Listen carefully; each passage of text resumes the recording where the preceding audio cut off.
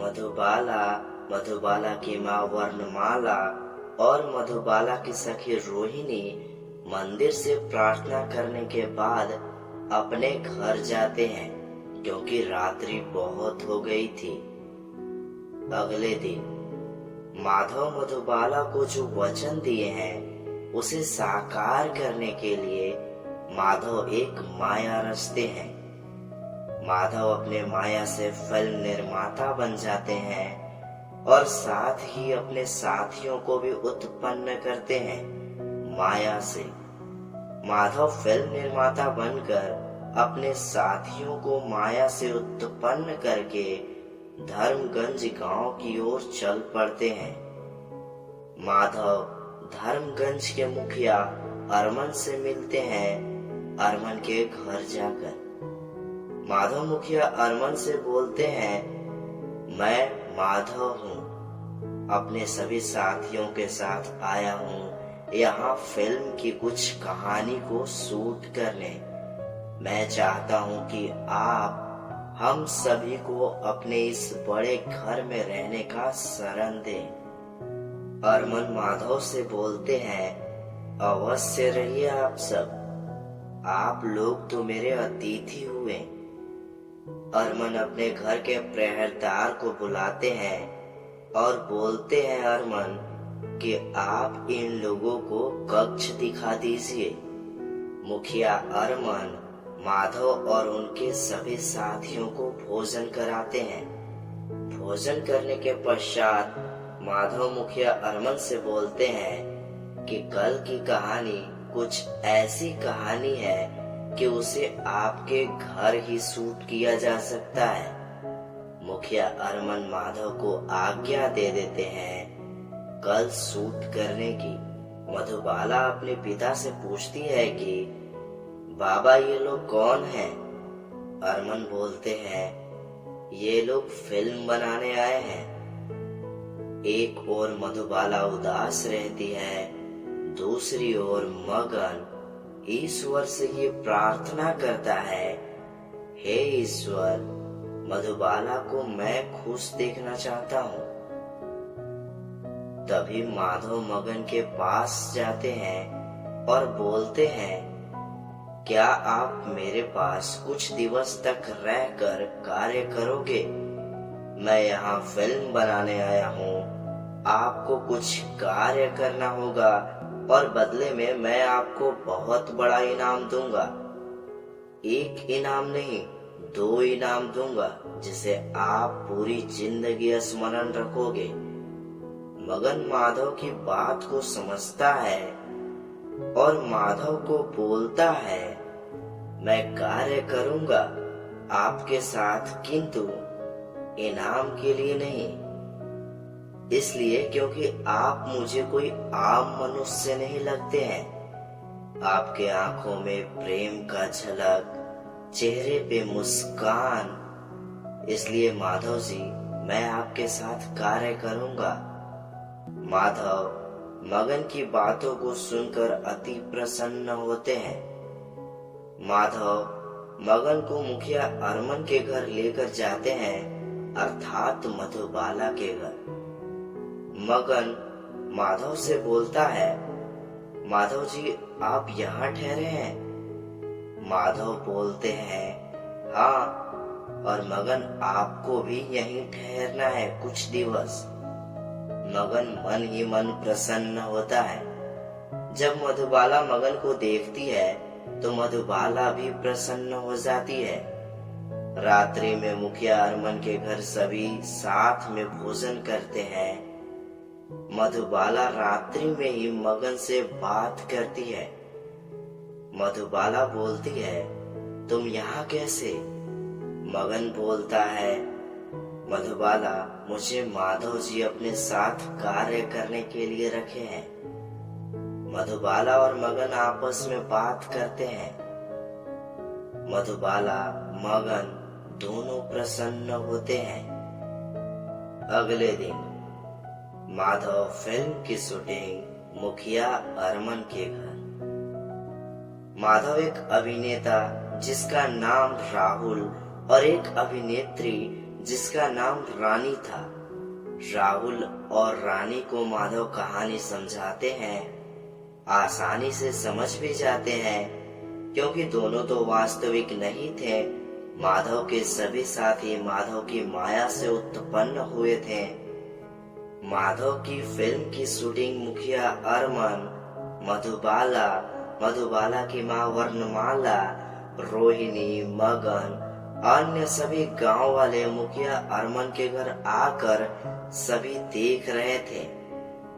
राहुल और रानी को कैमरे के सामने लाया जाता है और दोनों को प्रेम करते हुए दिखाया जाता है। शूट 1।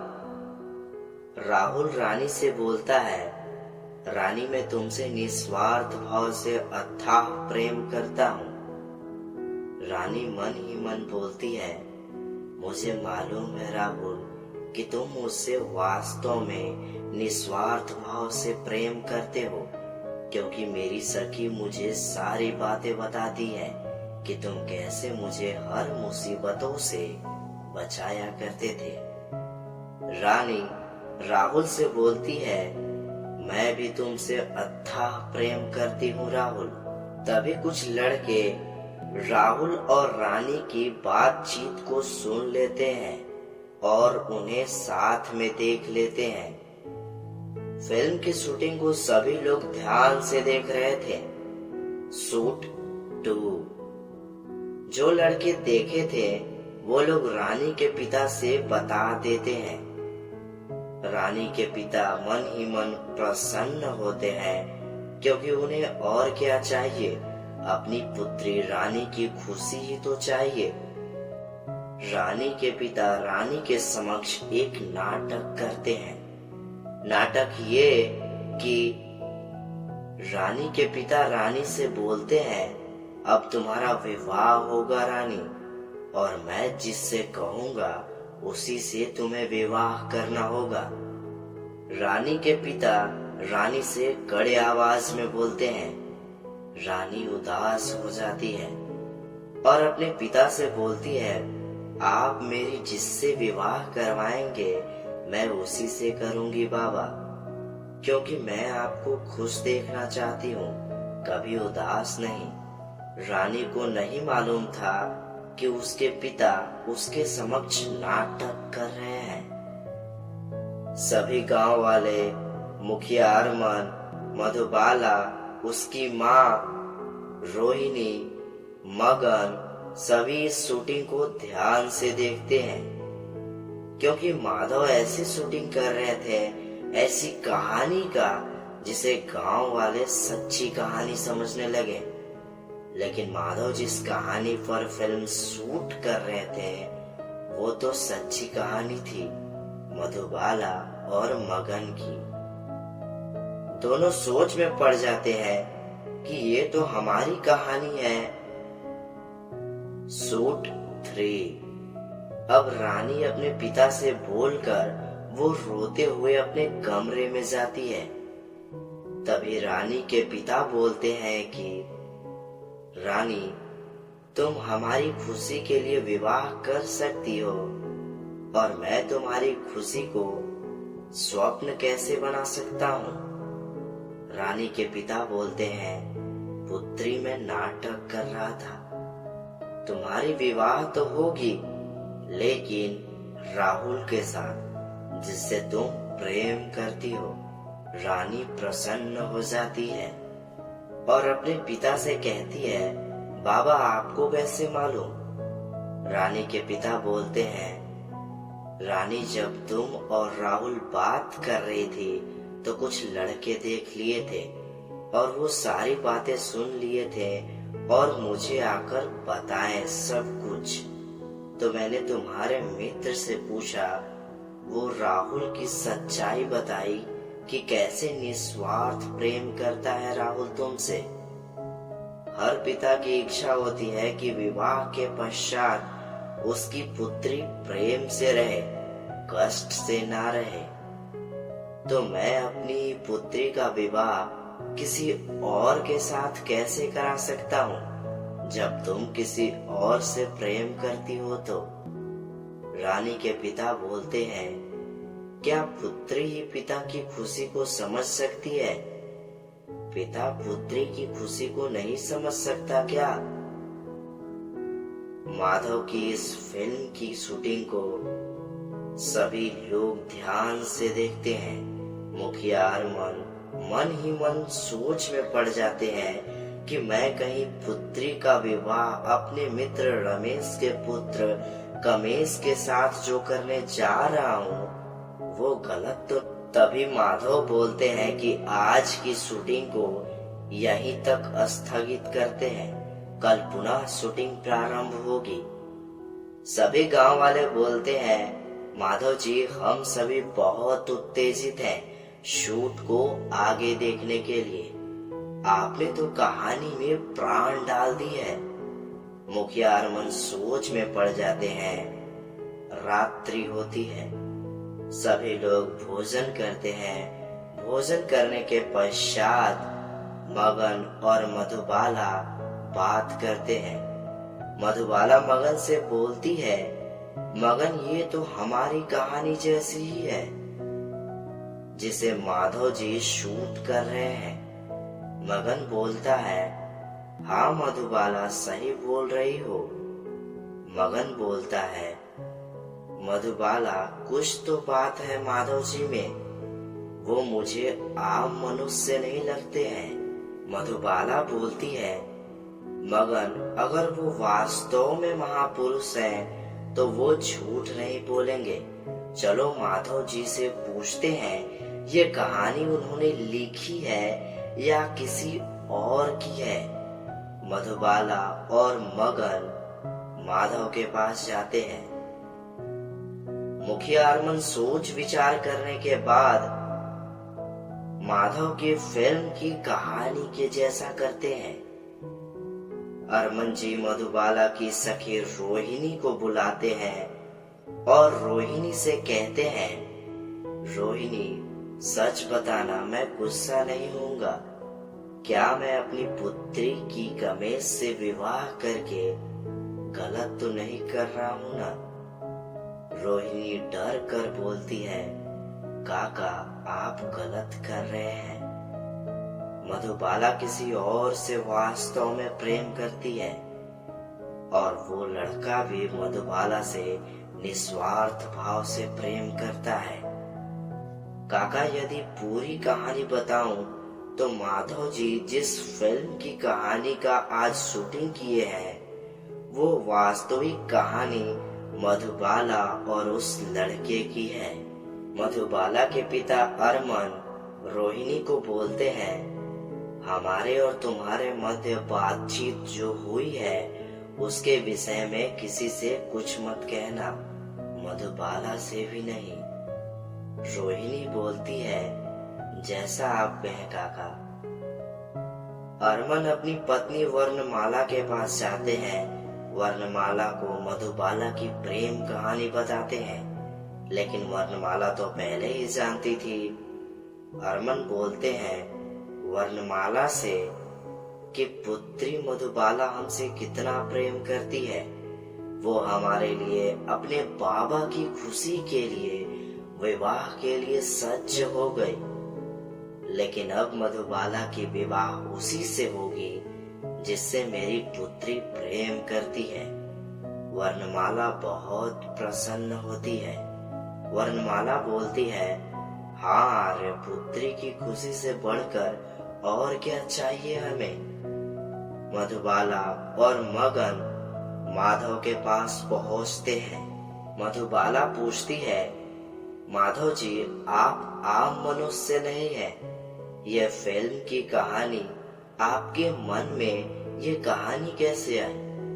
माधव बोलते हैं, ये वास्तविक कहानी है। मधुबाला बोलती है, क्या किसकी माधव जी? माधव मधुबाला से बोलते हैं, तुम्हारी और मगन की। दोनों आश्चर्य में हो जाते हैं।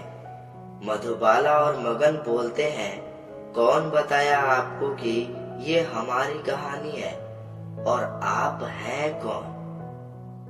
माधव बोलते हैं, मधुबाला तुम स्वयं मुझे बुलाई हो, ज्ञात नहीं तुम्हें?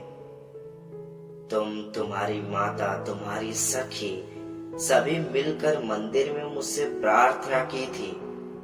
मैं भला वास्तविक शुद्ध प्रेम को पराजय कैसे होने दे सकता हूँ? मधुबाला बोलती है, आप ईश्वर हो? माधव बोलते हैं, जो तुम समझो। मैं ही शून्य हूँ, मैं ही अनंत। मधुबाला और मगन दोनों हाथ जोड़कर खड़े हो जाते हैं। माधव बोलते हैं, जब सच्चा प्रेम बुलाए और एक माता बुलाए तो भला मुझे तो आना ही है। जितना खुश एक शिष्य होता है गुरु से मिलने के पश्चात, गुरु भी उतना ही प्रसन्न होता है एक सच्चा शिष्य को देखकर। माधव बोलते हैं, मगन, मैंने बोला था तुम्हें 2 इनाम दूंगा। पहला, तुम्हारा विवाह मधुबाला से होगा और दूसरा इनाम कल मिलेगा तुम्हें। मधुबाला माधव से बोलती है, माधव जी, अब आप मुझे आज्ञा दीजिए, मैं अब चलती हूँ। रात्रि बहुत हो गई है और आज की रात्रि मैं हमेशा स्मरण रखूंगी, क्योंकि अब स्वयं ईश्वर हमारे घर पधारे हैं। हमारे विवाह के लिए मैं प्रसन्न हुई ईश्वर। माधव बोलते हैं, मधुबाला, एक और खुशी मिलने वाली है तुम्हें। मधुबाला बोलती है, क्या? माधव बोलते हैं, तुम और भी कुछ शर्त रखी थी कि बिना पिता को आहत किए, पिता की प्रसन्नता से, उनकी खुशी से ही मैं प्रेम विवाह करूंगी। उन्हें आहत करके नहीं, स्वयं बाबा विवाह कराएंगे। तो मधुबाला, तुम्हारी ये शर्त अब साकार होने वाला है, तुम जाओ। तुम्हारे पिता स्वयं तुम्हारी और मगन की विवाह कराएंगे। मधुबाला जाती है अपने कक्ष में और देखती है बाबा और माँ को। मधुबाला बोलती है, आप दोनों यहाँ? अरमन अर्थात मधुबाला के पिता बोलते हैं कि क्या सिर्फ पुत्री ही पिता को खुश देखना चाहेगी? पिता पुत्री को नहीं, क्या? पुत्री, तुम जिससे प्रेम करती हो उसी से तुम्हारी विवाह होगी। मधुबाला बहुत प्रसन्न होती है। अरमन पूछते हैं, वो लड़का कौन है पुत्री? नाम क्या है उसका? मधुबाला बोलती है, कल बताऊंगी और दिखाऊंगी बाबा। सुबह हो गया। सभी गांव वाले मुखिया अरमन के घर आते हैं, क्योंकि माधव की शूटिंग को देखने की आतुरता बहुत थी, क्योंकि गांव वालों को माधव की फिल्म की कहानी बहुत अच्छा लग रहा था। सभी गांव वाले आ जाते हैं। मुखिया अरमन भी, मधुबाला, उसकी सखी, उसकी माँ, अन्य सभी एकत्रित होते हैं माधव के फिल्म की आगे की कहानी के लिए। माधव अपने सभी साथियों के साथ आते हैं और बोलते हैं, आप सभी को मेरी ये फिल्म की कहानी कैसा लग रहा है? क्या ऐसा वास्तव में भी होना चाहिए? गांव वाले बोलते हैं, हाँ माधव जी, किंतु ये असंभव है। ऐसा सच्चा प्रेम ईश्वर ही कर सकते हैं, मनुष्य नहीं। माधव बोलते हैं, यदि मैं आप सभी को कहूँ कि आप सब असत्य बोल रहे हैं तो मेरा ये कथन उचित होगा। गांव वाले बोलते हैं, कैसे माधव जी, कैसे? माधव बोलते हैं, ये कहानी किसी की वास्तविक है। गांव वाले सोच में हो जाते हैं और बोलते हैं, माधव जी, किसकी वास्तविक है ये कहानी? माधव बोलते हैं, मधुबाला और मगन की। अरमन आश्चर्य में हो जाते हैं कि इन्हें ये कहानी कैसे ज्ञात, जो कि ये मेरी पुत्री की है। गांव वालों चुप हो जाते हैं। माधव बोलते हैं, जो आप लोग मेरी फिल्म की शूटिंग कल देखें वो वास्तविक है मधुबाला और मगन की। मगन और मधुबाला बोलते हैं, हाँ माधव जी सत्य बोल रहे हैं। गांव वाले बोलते हैं, माधव जी मान लिए कि ये सत्य है, किंतु आपको कैसे ज्ञात? मगन और मधुबाला बोलते हैं, इन्हें मेरी ही नहीं आप सभी की कहानी, आपका भूत, आपका वर्तमान, आपकी भविष्य सभी ज्ञात है इन्हें, क्योंकि ये माधव जी स्वयं ईश्वर हैं। ये सुनते सभी खड़े हो जाते हैं और आश्चर्यचकित हो जाते हैं। माधव अपनी माया को हटाते हैं जिससे अपने सभी साथियों को उत्पन्न किए थे। गांव वाले, मुखिया अरमन, अन्य सभी देखें कि इनके साथी गायब हो गए। सभी स्वीकार कर लेते हैं कि ये सत्य बोल रहे हैं। माधव बोलते हैं, जब भी कोई सच्चे मन से प्रेम से पुकारेगा मैं वहां अवश्य आऊंगा। माधव ये भी बोलते हैं कि मगन और मधुबाला का प्रेम इतना निस्वार्थ है और जब ऐसा प्रेम पराजय होने लगे तो मुझे तो आना ही होगा। माधव मगन से बोलते हैं, मगन तुम्हारा दूसरा इनाम, तुम्हारा घर झोपड़ी नहीं अब बड़ा घर बन चुका है। ये देख मुखिया अरमन माधव के चरणों में गिर जाते हैं और कहते हैं, मैं आपको कैसे क्या बोलूं, मुझे समझ में ही नहीं आ रहा है। माधव बोलते हैं, ये आप क्या कर रहे हैं? मैं आपके पुत्र के समान हूँ। आप सभी मुझे आम मनुष्य ही समझें। यदि आप सभी ऐसे ही हाथ जोड़कर मेरे समक्ष रहिएगा तो मैं चला जाऊंगा। आप सब पहले जैसा हो जाइए, मेरी आपसे विनती है। माधव अरमन को उठाते हैं और अंत में माधव अपने वचन को साकार करते हैं। मधुबाला और मगन की विवाह कराते हैं। सभी प्रसन्न होते हैं। विवाह के पश्चात माधव मुखिया अरमन से बोलते हैं, अब मैं चलता हूँ, आज्ञा दीजिए। मुखिया अरमन बोलते हैं, जिसकी आज्ञा के लिए मनुष्य क्या क्या नहीं करता वो मेरी आज्ञा कैसे ले सकते हैं? ये पाप न कराए माधव। माधव बोलते हैं, ऐसा कुछ नहीं है, आप जैसा सोच रहे हैं। मेरी आज्ञा की क्या जरूरत, बस जो कर्म कीजिए सोच और समझ कर कीजिए। माधव बोलते हैं अरमन जी को, जरा माता वर्णमाला को बुलाइएगा। मधुबाला, मगन, वर्णमाला आते हैं। माधव वर्णमाला के पांव को स्पर्श करते हैं और बोलते हैं, चलता हूँ माता। वर्णमाला बोलती है, आप ईश्वर होकर मेरी आशीर्वाद ले रहे हैं। माधव बोलते हैं, इस संसार में एक माता से बड़ा कोई नहीं है, स्वयं ईश्वर भी नहीं। माता अर्थात सृजन करने वाली, तो माता से बड़ा ईश्वर कैसे? माधव बोलते हैं, चलता हूँ माता। मगन और मधुबाला दोनों जैसे ही माधव के पांव को स्पर्श करने लगते हैं, माधव रोक लेते हैं और उन्हें बोलते हैं, ये क्या कर रहे हो तुम दोनों? मैं भी तुम लोगों के उम्र का ही हूँ, ये पाप ना करो। तुम लोग ऐसे ही निस्वार्थ भाव से प्रेम करना, संकट स्वयं तुम्हारा मित्र बन जाएगा। माधव बोलते हैं, अब चलता हूँ। माधव गायब हो जाते हैं और सभी देखते हैं माधव को गायब होते।